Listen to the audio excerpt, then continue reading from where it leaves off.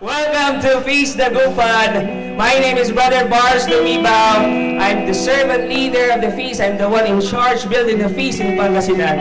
And I am happy that you are with us today. Are you ready to receive God's word today? Are you ready to receive God's message that will change your life today?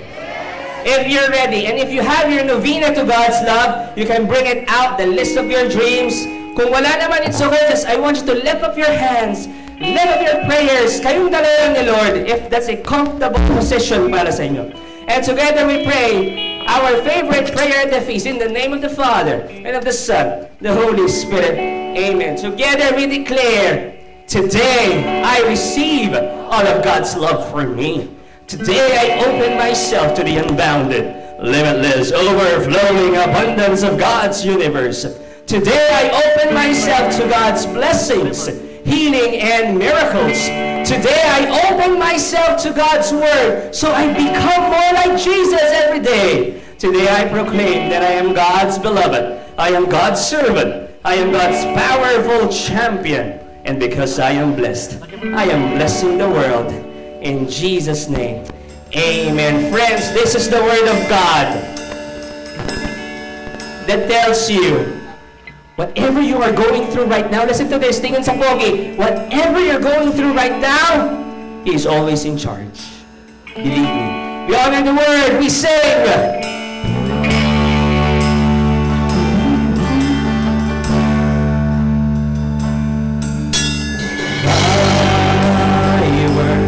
It's a lamp unto my feet and a light unto my path. Please consider everybody. Mamaya po, matatayin ko ulit kayo. I want to thank you for coming. I know may bagyo, may ulan, but you are still here. Palakpakan naman natin ang bawat isa. Maraming salamat. No storm can stop the grace of God flow through you. Pakisabi nga sa katabi mo, I'm happy you're here. Last week, we ended our powerful and life-changing series entitled The Good Life. 10 weeks po natin pinag-usapan yung Sermon on the Mount. Yun po yung series natin na The Good Life. Last week, ano po ang one big, powerful message natin?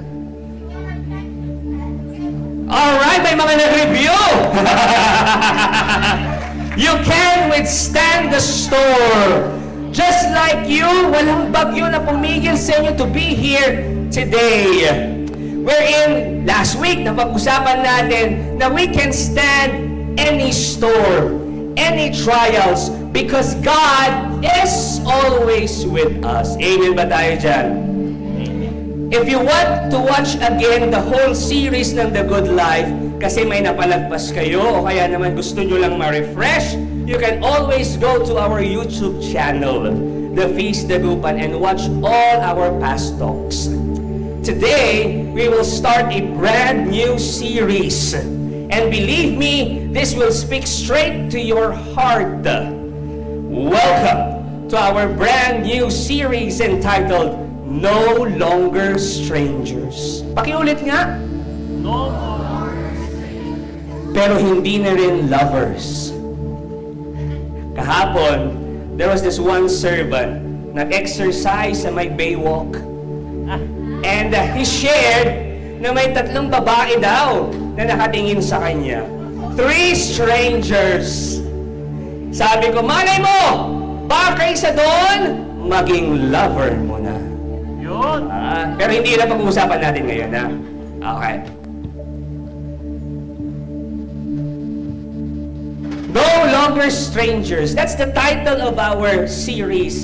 Alam nyo, I am excited for this series kasi for the next 6 weeks, ilan ulit? 6 weeks ang pag-uusapan natin, Ephesians. Yung letter ni Paul sa mga Ephesians. Yan ang pag-uusapan natin. Kung kayo po ay naka-attend ng feast last year, meron din po tayong naging series about 1 Corinthians. Si St. Paul din po ang nagsulat niyan. Kung naalala ninyo, the title of our series that time was Messy Saints. May nakakaalala ba doon? Last year, Messy Saints. Yung 1 Corinthians at Ephesians, Pareho yan na sinulat ni St. Paul nung panahon na ang bilis kumalat ng Christianity sa first century. And listen to this, kabilang din sa mga sinulat ni St. Paul ay yung letter niya to the Romans. Para kanino yon? It was a letter to the home church in Rome. Yung isa naman, meron din siyang sinulat. Hindi ito gumagana yung clicker. Okay. Yung 1st and 2nd Corinthians, sinulat ni St. Paul para sa church sa Corinth. Yung Colossians naman, sinulat niya para sa mga taga Colossae. Yung Philippians, sinulat ni St. Paul para sa mga taga Philippines. Ang ganda ng sagot. Mga taga Philippi. Yan. Sinulat ni Paul yung mga yon nung nasa kulungan siya. Alam niyo po, ang Feast Dagupan, isa sa mga outreach areas natin ay ang mga kapatid natin sa bilangguan. And there was this one time na nag-outreach kami sa BJMP, dyan sa Dagupan. Hinati yung grupo, yung iba sa lalaki, yung iba sa babae. Ako po, napunta sa babae. Then, nakipagkwentuhan ako sa kanila. Merong isa sa kanila, tinanong ko, "Te, kamusta po kayo?" Sumagot naman siya, sabi niya, "Okay lang." Tapos nagtanong uli ako. Sabi ko sa kanya, "Ilang taon na po kayo?" And then sumagot siya ng edad niya. Tapos tinanong ko uli, "Ilang taon na po kayo dito?" Sabi niya, 3 years. Nagtanong uli ako, "Taga saan po kayo?" Sabi niya, "Dagupan." Tapos tinanong ko, "Ano po yung dahilan? Bakit kayo nandito? Bakit kayo nakulong?" Sabi niya, "Nakapatay kasi ako ng tanong. So, umalis na ako. Ganun po ba? Enjoy niyo na lang po yung pagkain niyo." Sabi ko sa kanya. Again, isinulat ni St. Paul yung mga letters nung nasa bilangguan siya. Pero alam niyo, napaka-special ng Ephesians. Sabi niyo ako, bakit? Some Bible scholars call Ephesians as the queen of the epistles. Ano yung epistles? Ito yung mga letters ni Paul, yung mga nabanggit ko kanina. Letters, sulat ni Paul yun. Yung Ephesians ay yung masterpiece ng theology ni St. Paul. Ephesians declares God's cosmic eternal plan from the very beginning of history to its ultimate completion. Now, ano ang point ng Ephesians? Bakit ito sinulat ni St. Paul? Ito po yun. The unity of everything under Jesus. Yan ang punto ng Ephesians. The unity of everything under Jesus. Alam niyo, napakahirap i-preach ng unity. Diba? Mas lalo na siguro nung panahon ni St. Paul, ang hirap niyang i-preach ang unity. Kahit na anong kulay mo, kahit na anong paniniwala mo, there's unity of everything under Jesus. May I invite everyone to please stand. We will read our passage for today from Ephesians. And medyo mahaba po ito. And as you read it, I want you to understand it very well. And also, namnamin nyo. Don't just read it, chew on it. Are you ready? Believe me, God will speak to you here. Let's do this from Ephesians. Paul, an apostle of Christ Jesus, by the will of God, to the holy ones who are in Ephesus, faithful in Christ Jesus. Nagpakilala muna siya. Siya daw si Paul. Yan yung description niya. Verse 2 says, "Grace to you and peace from God our Father and the Lord Jesus Christ." Bumati, "Good morning, peace be with you." Sabi niya. Verse 3, "Blessed be the God and Father of our Lord Jesus Christ, who has blessed us in Christ with every spiritual blessing in the heavens, as He chose us in Him." Sabi mo nga sa katabi mo, God chose you. O hindi pa yan naniniwala ngayon, pero God chose you. Before the foundation of the world, bago pa buuin ang mundo, God already chose you to be holy and without blemish before Him. In love, He destined us for adoption to Himself through Jesus Christ in accord with the favor of His will, for the praise and the glory of His grace that He granted us in the Beloved. In Him we have redemption through His blood, the forgiveness of sins in accordance with the riches of God's grace that He lavished on us. With all wisdom and understanding, He made known to us the mystery of His will, according to His good pleasure, which He purposed in Christ to be put into effect when the times reach their fulfillment, to bring unity to all things in heaven and on earth under Christ.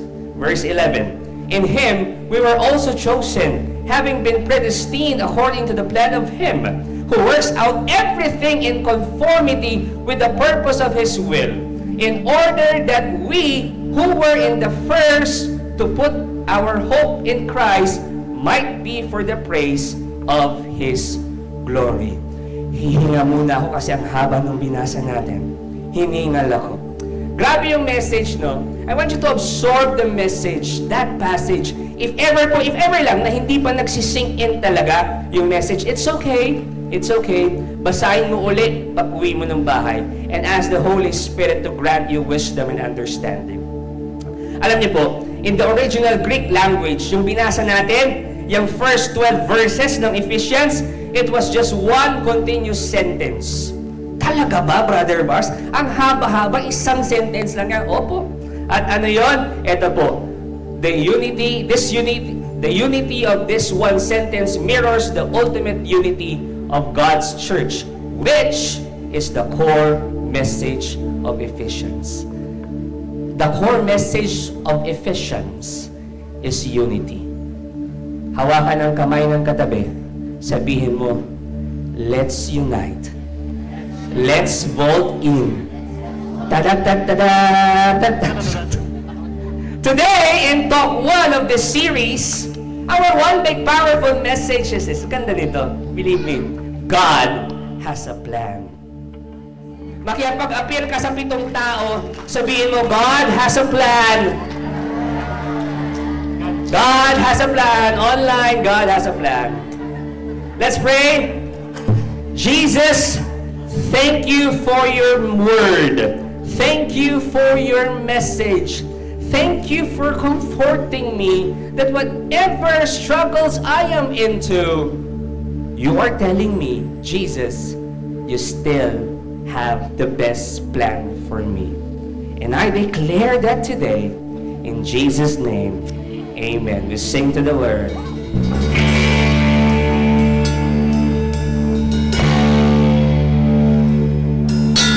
Thy word is a lamp unto my feet and a light unto my path.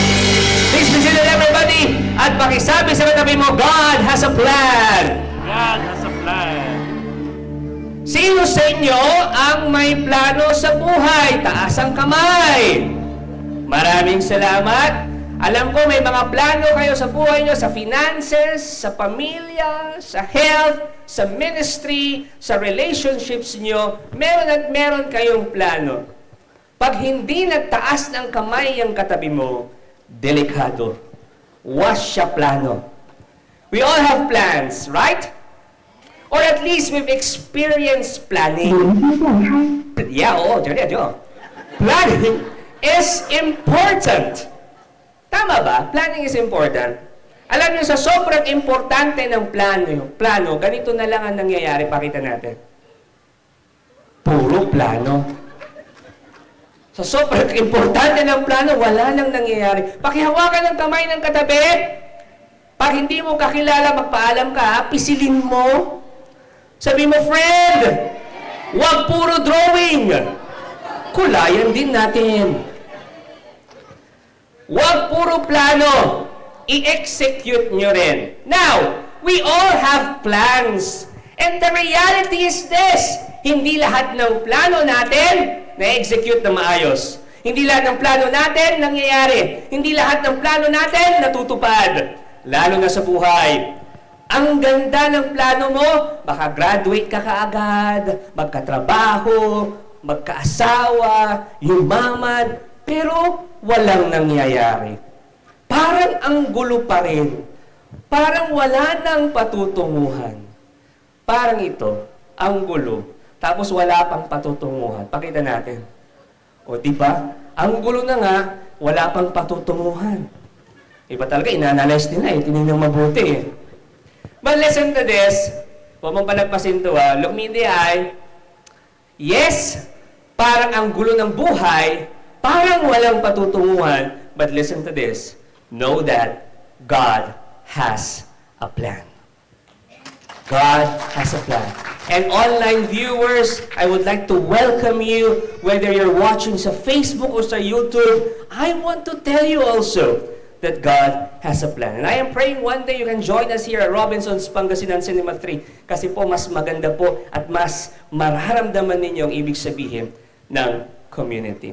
By the way, are there first-timers in the house? Just raise your hands. We would just like to welcome you. Welcome! Welcome po! Welcome! Palakpakan naman natin. Feast the Gupan family, let's welcome them. 1, 2, 3, go! Warm welcome! Welcome to the family. This is now your family, whether you like it or... Yun lang ang pagpipilian nyo. After the feast, let's see each other here, and then our ushers will guide you at the back. We would like to pray for you and give you some gift. Alright, alam niyo po, nung ginagawa ko po yung talk na ito, in my mind, my prayer is that as you focus your mind and understand the book of Ephesians, ang Diyos will give you a glimpse. Sabi niyo nga, glimpse. Ang Diyos will give you a sneak peek. Sabi niyo, sneak peek of how your messy life, yung magulong buhay mo, and how your broken world looks like from God's vantage point. Yun ang dasal ko sa inyo. Yes, magulo ang buhay mo ngayon. Parang walang patutunguhan. Broken ka. Pero ang dasal ko ay sana at least makita mo yung glimpse kung paano ito nakikita ng Diyos. Business people na nandito, you know this. Business people, they see opportunities and more blessings in a situation filled with chaos. In a situation filled with problems. From their vantage point, hindi problema ang nakikita nila. Oportunidad para kumita. At yun ang mensahe ko sa inyo. Yes, what you can see right now is a mess. Ang gulo ng buhay mo. Problems, struggles, but God sees more than that because He has a plan. I would like to show you this photo. Pakita natin. Hindi yan, hindi. That. Yan. This photo. Ano ang nakikita nyo? Anong nakikita nyo? Ulitin ko yung tanong. Ano ang nakikita nyo? Black circle, dot. Most of you, if not all, ang sasabihin ninyo, tama, black dot, black circle, wala o kaya bihira lang yung magsasabi, oo nga, relax ka lang, bihira lang yung magsasabi sa inyo na white background. Ano muna yung nakita? Dot. Ito po ang problema natin. Tanong nyo kung ano. Our eyes are fixated on our grim reality. The darkness, the corruption, the ghost projects, the horrible economy, the painful wars around the world. Pansin nyo, yan yung mga nasa balita. Diba? Mga bad news. Kaya po ako, bihira na lang po ako manood ng balita ngayon. Unlike before, lalo na nung estudyante ako, regular ako nanonood ng balita. Lalo na yung TV!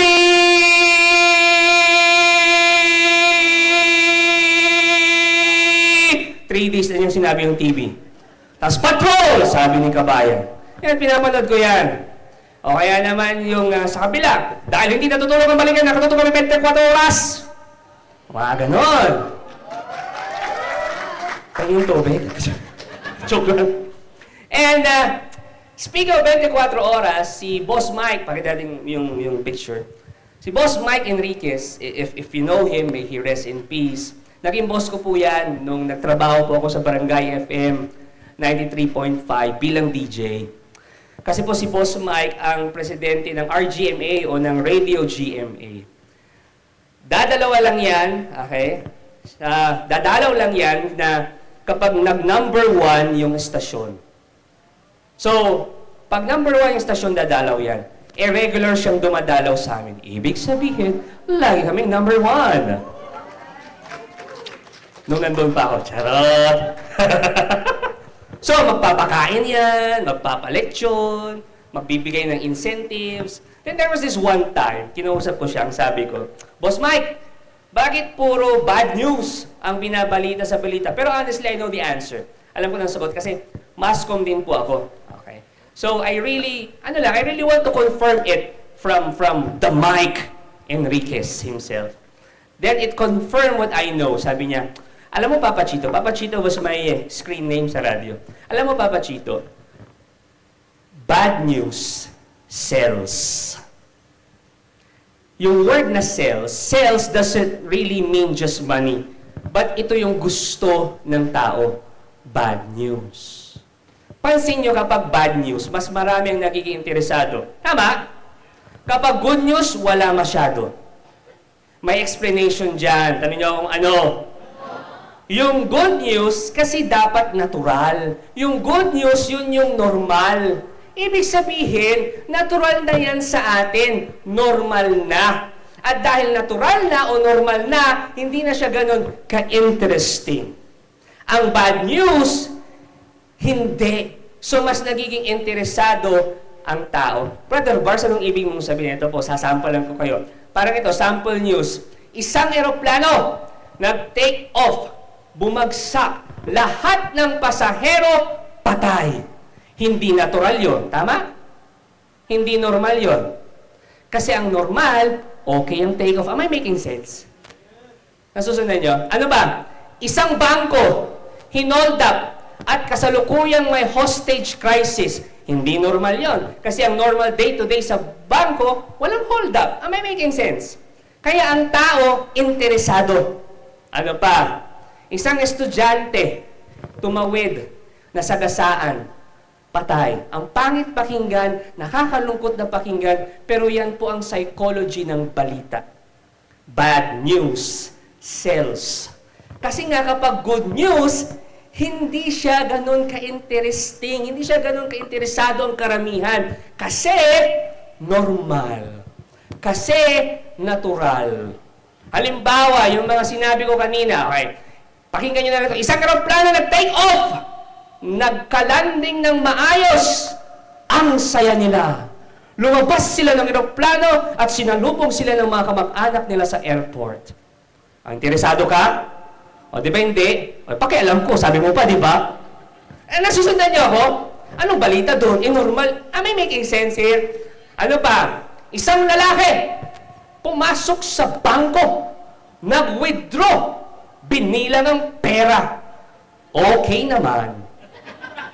Oo. Tingin nyo, interesado kayo? Pakialam ko sila sasabihin niya, di ba? Normal kasi. Ano pa? Isang estudyante, tumawid, papuntang eskwela, at siya'y nakatawid, at maaga siyang nakapasok.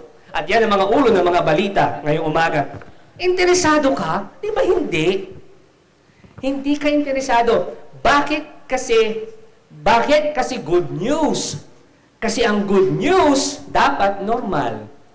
Ang bad, hindi normal. Pero ito yung nakakalungkot. Mas focus tayo sa bad news. Mas focus tayo sa hindi normal. Ganon din sa buhay natin. Our minds are focused sa struggles, sa bills, sa utang, sa conflicts, sa sakit at trauma, sa anxiety.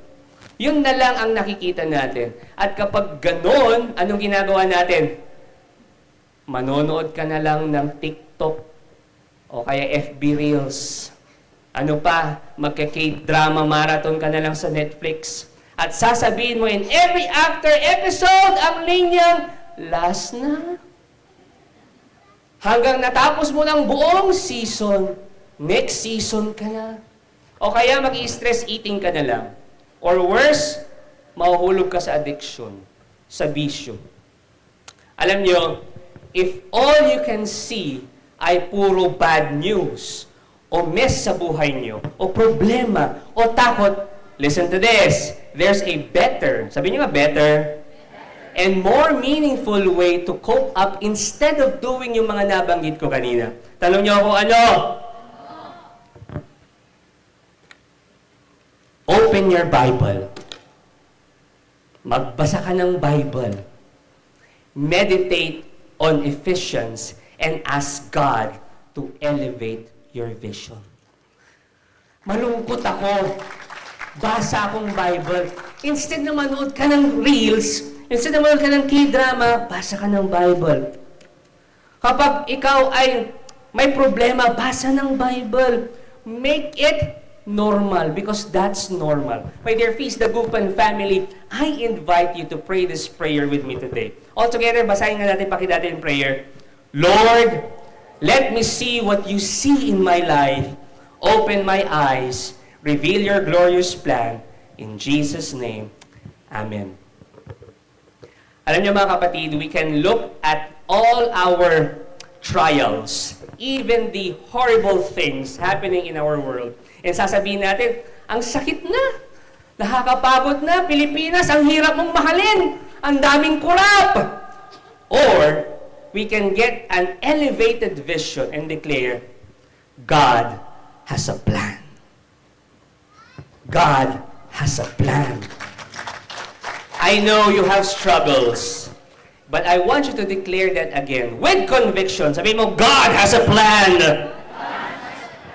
This is what Ephesians is all about. St. Paul is telling us that God has a plan, and His plan is amazing.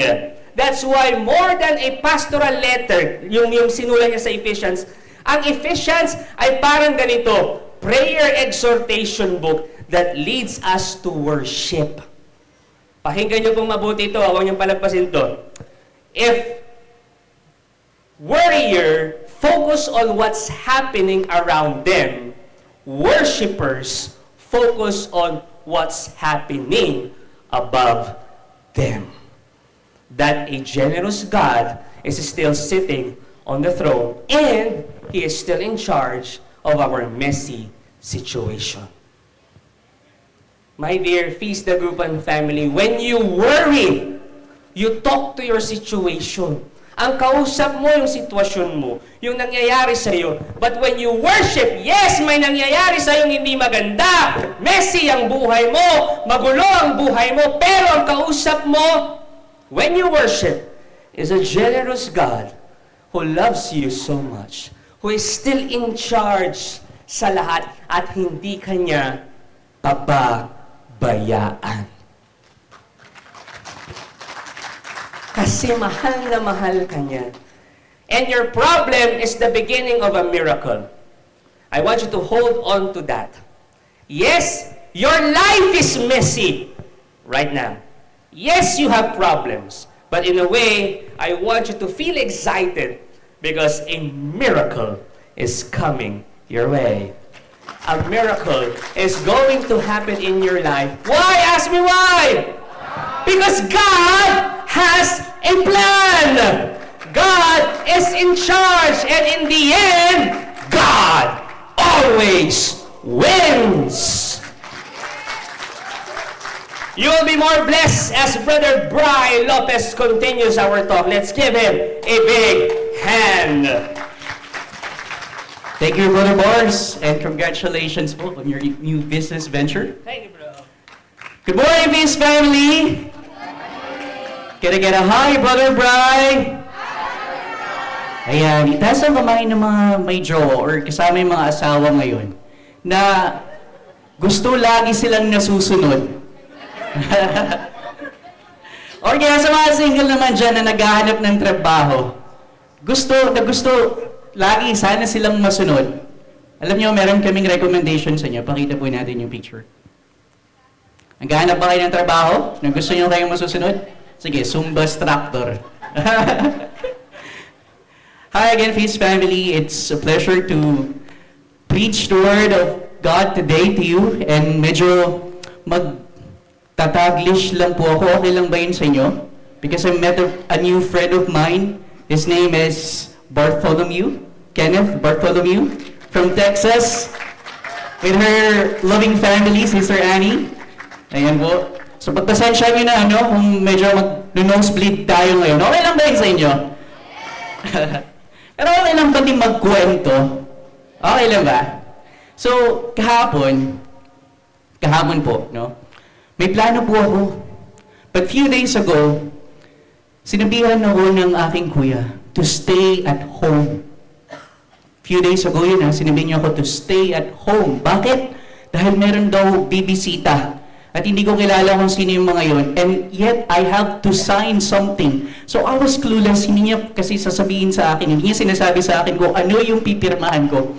So, hindi ko talaga alam. Wala ko idea. Did not mention anything. So, I was clueless.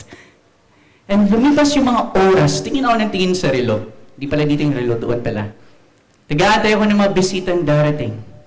Until yung mga pamangkin ko dumungaw. Dumungaw sila. Sabi ko sa isip ko, Lord, teka lang. Hindi pa ako tapos sa aking talk. Hindi pa ako tapos mag-reflect. Sana hindi sila maingay. Sana tahimik lang sila. Or sana hindi sila magulo so that I can concentrate. Mag-11 na. Wala pa rin bisitang dumarating. Yung ballpen ko ready na para magpirma. Pero, you know what I realized? Ask me what? Sila pala yung bisita. Pakita po natin. It's beautiful. It's a beautiful thing, no? Na kahit na na-prank ako ng kuya ko, he planned this all along. That even without his physical presence, he made sure na kahit sa ilang minuto, with small minutes or hours lang, even when it's simple, even when there is nothing special, he made sure na magkakasama kami sa bahay, sa lusalo, sa pagkainan. And that for me is something special. Everybody, pakitaas ang kamay. Ang kanang kamay, pakilagay sa tapat ng iyong mga puso. And declare with all your heart na kahit asa mang posisyon ka ngayon, na kahit hindi mo alam ang bukas, even though you don't know what's coming tomorrow, that God has a plan, God is in charge, and in the end, God always wins. Amen? So, let's go dive into the letter of Paul to the Ephesians.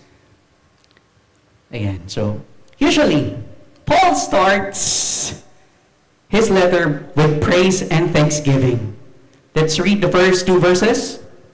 Paul, an apostle of Christ Jesus, by the will of God, to the holy ones who are in Ephesus, faithful in Christ Jesus, grace to you and peace from God our Father and the Lord Jesus Christ. As we start, napansin niyo rin ba na why the Ephesus or the Ephesians is in brackets? Hindi lahat ng Bible translations po ay ganun. But some do. Why? Because the original Greek manuscripts of this letter, at least yung 3 versions po nun, does not mention anything about the Ephesians or Ephesus. It was later on in the Byzantine era that a version of this letter came about mentioning Ephesus. And alam mo rin ba, na sa tuwing nagsusulat si Paul ng letter, laging may pa-shoutout yan sa kanyang mga barkada. Sila Phoebe, sila Philemon, sila Prisca, Aguila, si Junia, and si Mark. But none, everybody say none. None in this particular letter to the Ephesians, hindi dahil sa in-unfriend niya na sila, dahil matagal silang mag-reply, but because the letter is written for all. It's written for everybody in his mission field. It's a dear all letter. In other words, Ephesians was a circular letter na kailangan basahin ng iba't ibang home churches sa area under the care of his mission field. Na hindi na basta natanggap nila yung letter. No, that's not how it is. Ang ginagawa nila, importante sa kanila that they all gather in the same place at sabay-sabay at sama-sama nilang basahin yon in their home churches. And we believe that the home church in Ephesus ang unang nakatanggap ng letter. Sila rin ang gumawa ng maraming kopya and distributed to other home churches. Pero bakit pa ba natin kailangan pag-usapan yung mga yan? Small things, those are small things.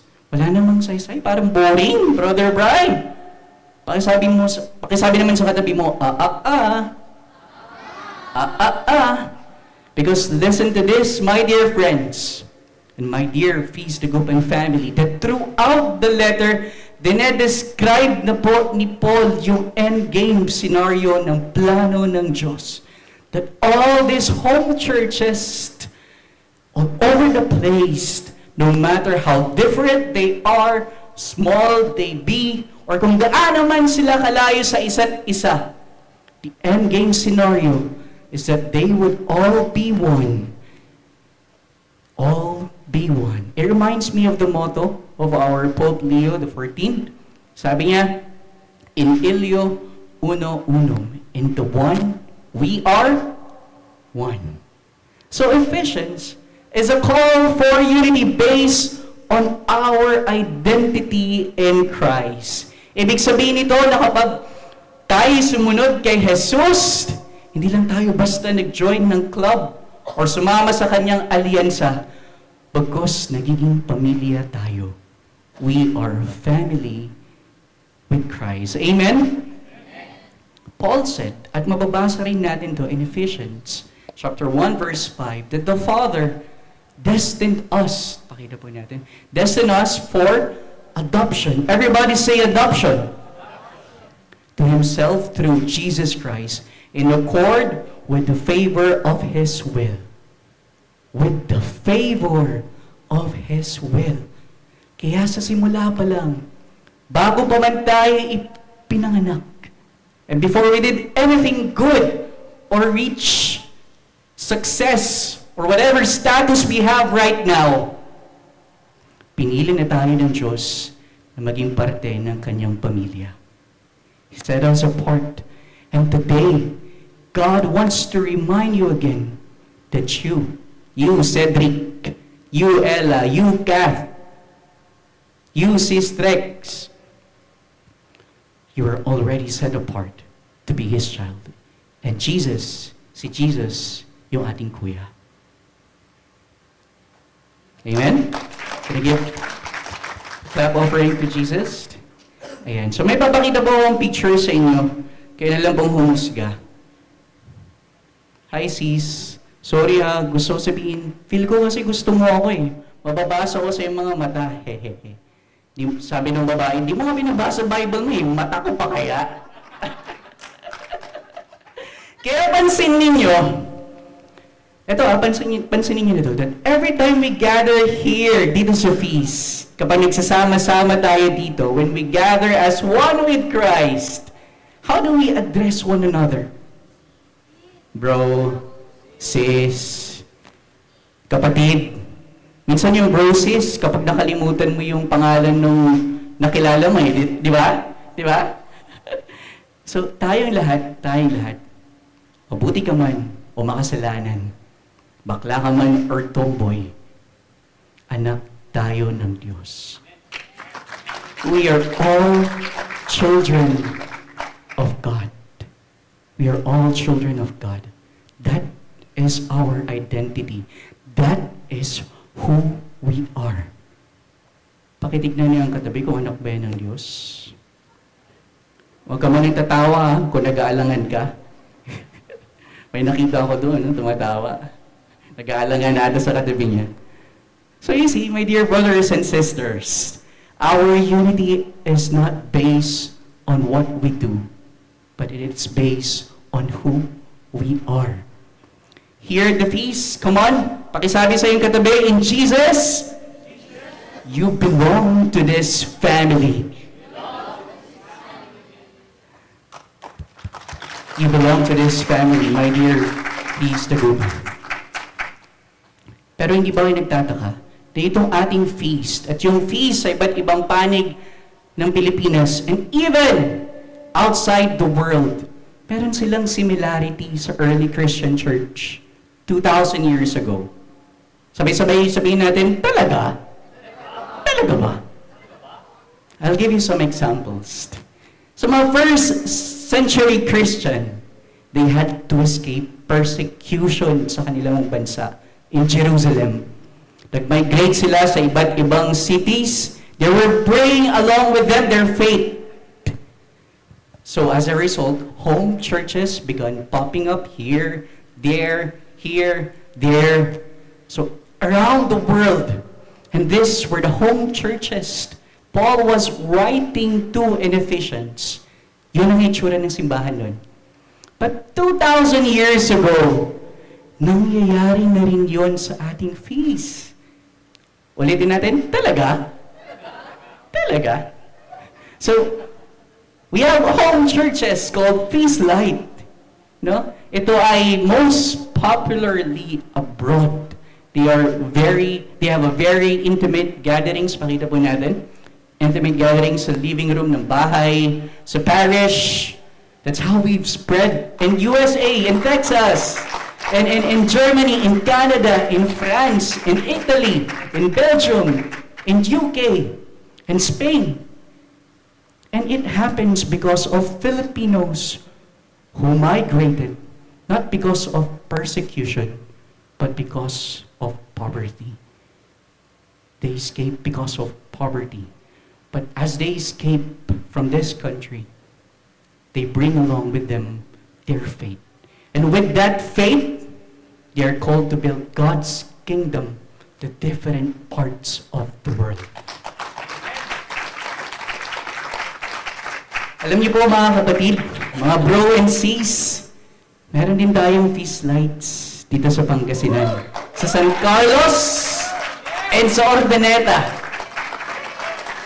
Ayan, these small groups would pray together, worship together, watch a short video from our feast sessions, share their stories, and most importantly, at the end, kumakain po sila ng sama-sama.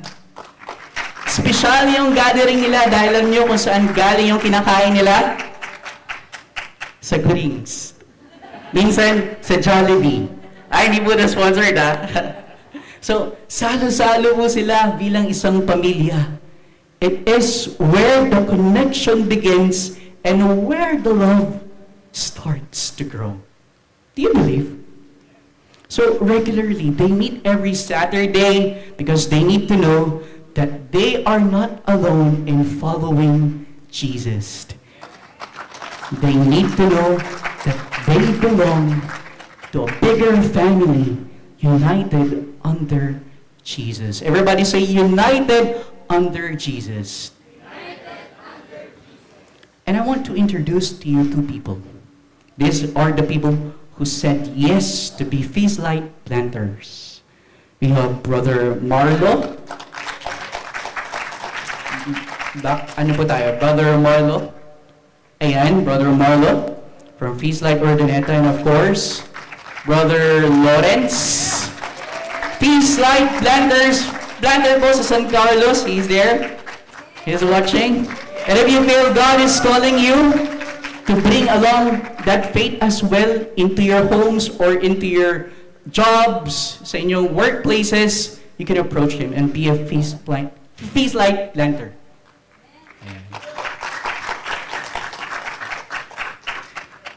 And just yesterday, I had the opportunity to attend their Feast Light.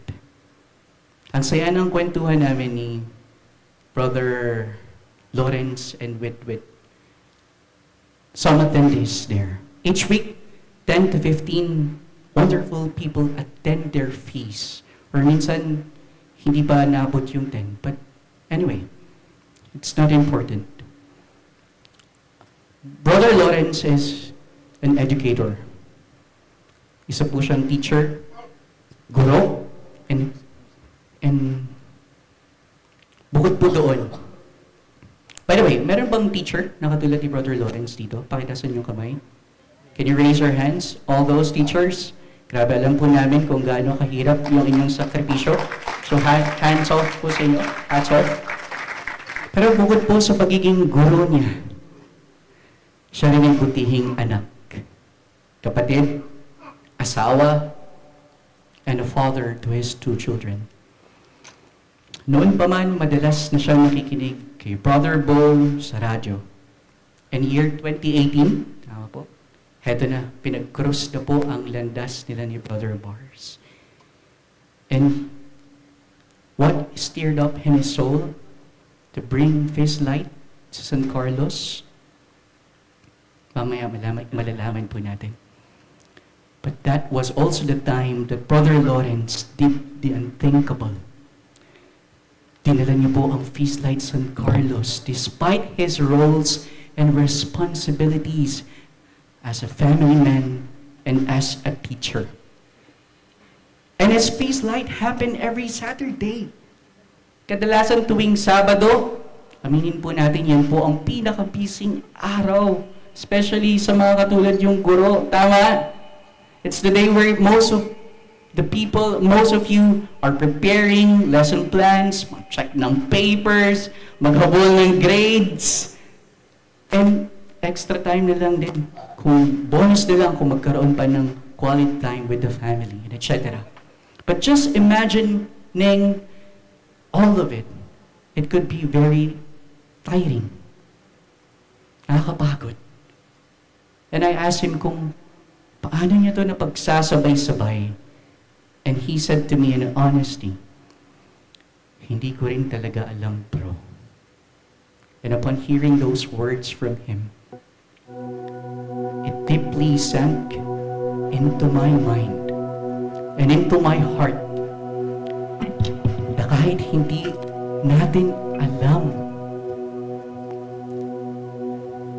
kung bakit or para saan itong ginagawa natin or kung paano na nakakayanan natin ang lahat ng mga responsibilidad,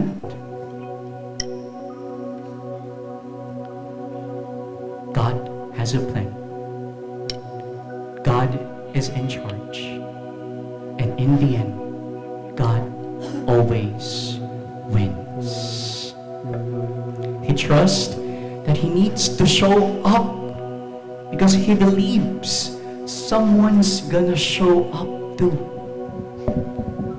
And can I make a confession with you, brothers and sisters? That whenever I hear stories like Brother Lawrence, Fizz Light planters, builders, it's truly humbling. Personally, ako po'y sobrang nahihiya sa pinapakita niyong dedikasyon, sa pinapakita niyong sakripisyo sa kaharian ng Diyos dito.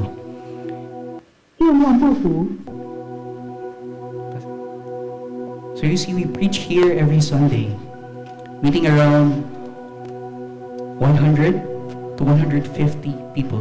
But for Fizz Lights, tulad ng meron si Brother Lawrence, every Saturday, he preaches, proclaims the word, and shepherds the room to only few people.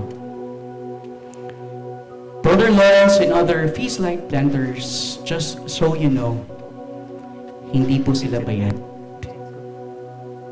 Hindi rin po sila ganun gaano nare-recognize at walang binibigay na reward. In fact, sila pa yung madalas na nagbibigay. Kahit masakit, yet they still continue nonetheless because of 2 main reasons. I believe this is the reasons. These are the reasons.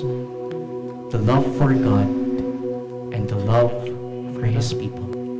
And they are the real modern St. Paul's we have today. Palapakan po natin sila. Jesus offered His life Ganun din po yung mga Feast Life planters natin, yung builders natin. They offered their lives. At dito po natin na iahayag ang tunay na pagkakaisa ng simbahan kapag sabay-sabay nating iniaalay, inihahandog ang ating buhay katulad ni Kristo.